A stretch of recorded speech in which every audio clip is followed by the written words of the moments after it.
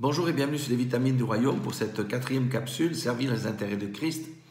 Eh bien, nous avons déjà vu beaucoup de choses. C'est suivre Jésus, marcher dans ses pas, aimer Dieu mettre Dieu à la première place dans notre vie, aimer son prochain comme soi-même, être un ministre de réconciliation et un ambassadeur de Christ. Aujourd'hui, nous allons voir que c'est annoncer la bonne nouvelle et faire des disciples. Matthieu 24, 14 déclare ceci. Cette bonne nouvelle du royaume sera prêchée dans le monde entier pour service de témoignage à toutes les nations, alors viendra la fin. Amen. Il dit bien la nouvelle du royaume. Nous passons du royaume des ténèbres au royaume de la lumière. Amen.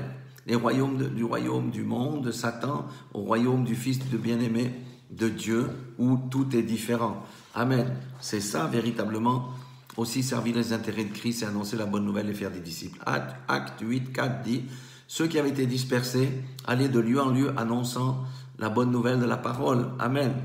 À l'époque, vous savez, il y avait la persécution pour ceux qui étaient des chrétiens. Pourquoi tous les religieux, notamment, il ne faut pas oublier que le christianisme sort des juifs, tous les religieux juifs se levaient et des gens avaient été dispersés, mais ils allaient de lieu en lieu en annonçant la bonne nouvelle de la parole. Acte 14, 7, il est dit quoi? Paul et Barnabas, en ayant eu connaissance, se réfugièrent dans les villes de Lyaconie, à Lystre et à Derbe et dans le monde alentour, et ils y annoncèrent la bonne nouvelle. Pourquoi ils allèrent là-bas? Ils ont quitté certaines villes parce qu'on voulait les lapider. Vous voyez que à l'époque, annoncer la bonne nouvelle était quelque chose de dangereux, mais aujourd'hui, nous allons devoir faire face à ces choses.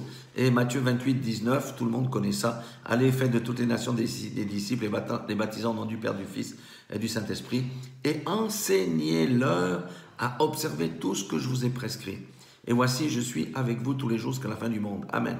Ça, c'est la grande commission. Alléluia. Donc, le baptême, oui. Le baptême suit la repentance. Mais ensuite, qu'est-ce qu'on doit faire? Enseigner aux nouveaux convertis ce que Jésus a prescrit. Lui-même peut le découvrir aussi au travers de la lecture de la parole. Et qui nous donne la force de faire cette œuvre merveilleuse? C'est Christ lui-même, parce qu'il a dit, voici, je suis avec vous tous les jours jusqu'à la fin du monde. Voilà, amen, ce que c'est aussi servir les intérêts de Christ.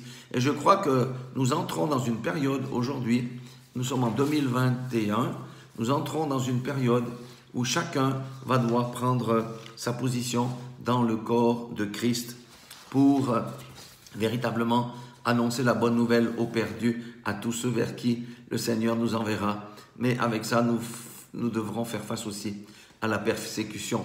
Ça commence déjà gentiment, oui, mais le Seigneur est avec nous tous les jours jusqu'à la fin du monde. Donc, vous voyez, ce n'est pas que les évangélistes qui ont cette œuvre-là, c'est chacun d'entre nous à notre niveau, que le Seigneur nous vienne en aide, et on verra dans la capsule qui suit quelque chose aussi qui va grandement nous aider, c'est l'intercession. Soyez tous bénis dans le nom puissant de Jésus-Christ. Amen.